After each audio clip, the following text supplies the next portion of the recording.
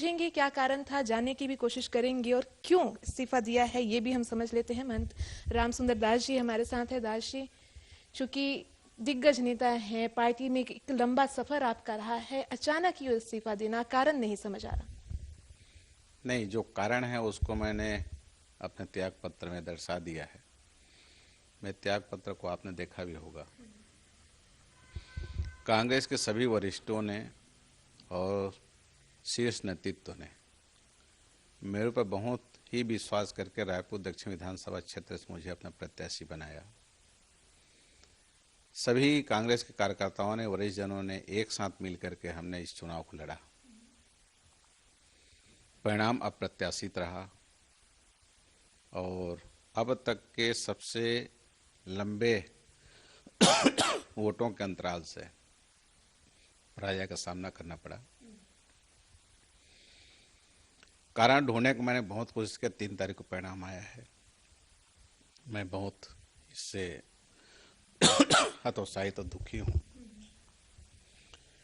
अंततोगत नैतिक जिम्मेदारी लेते हुए मैंने इस कदम को उठाया है और त्याग पत्र दिया है पार्टी से। मान जी, समीक्षा भी की जाती है जब हार होती है। दक्षिण विधानसभा को लेकर के आपने भी अपने कार्यकर्ताओं के साथ, नेताओं के साथ समीक्षा की होगी। कोई विशेष कारण हार का आपकी नज़र से? जी, हम लोग समीक्षा बैठक भी किए, सभी कार्यकर्ताओं से चर्चा हुई, कोई कारण समझ नहीं आया। अंतिम मुझे लगा कि इसका मुख्य कारण मैं ही हूँ, क्योंकि प्रत्याशी मैं था। मेरे कारण पार्टी ने इतने लंबे वोटों के अंतर से पराजय का सामना करना पड़ा पार्टी को। तो इसलिए मैंने पार्टी को अपनी भावना से अवगत कराया है अध्यक्ष महोदय को। इस्तीफा ही हम कहेंगे कि हल है क्या? चूंकि अन्य चुनाव भी आएंगे, लंबा एक कार्यकाल है, राजनीति एक लंबा सफर है, लेकिन इस्तीफा अंत है क्या? आपने इस्तीफा दे दिया। देखिए, मेरी जो भावना ने कहा, भावना जो स्वीकार किया, वो काम मैंने किया है।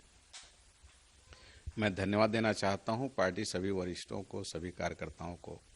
उन्होंने बहुत मेहनत किया, लेकिन परिणाम हमारे अनुकूल नहीं रहा और इतने ज़्यादा अंतर से पराजय का सामना पार्टी करना पड़ा।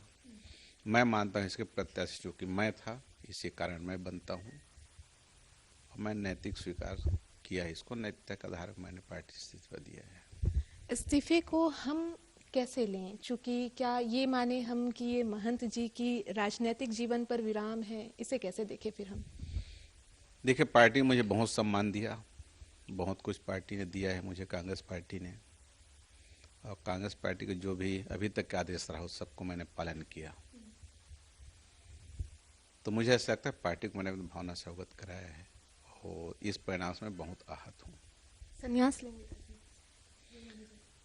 देखिए, सेवा कार्य है, सेवा कार्य से कोई संन्यास नहीं ले सकता। व्यक्ति का जीवन है तो अपना सेवा कार्य करता रहेगा। दुआधारी मठ और इससे जुड़े जितने भी मठ मंदिर हैं उन सब में प्रमुख सेवक हूँ।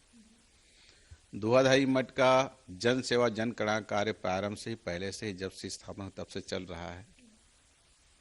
तो उस गतिविधि को, उस कार्य को का मैं विस्तार दूंगा। लोगों के साथ मिलकर उसको मैं आगे बढ़ाता रहूंगा।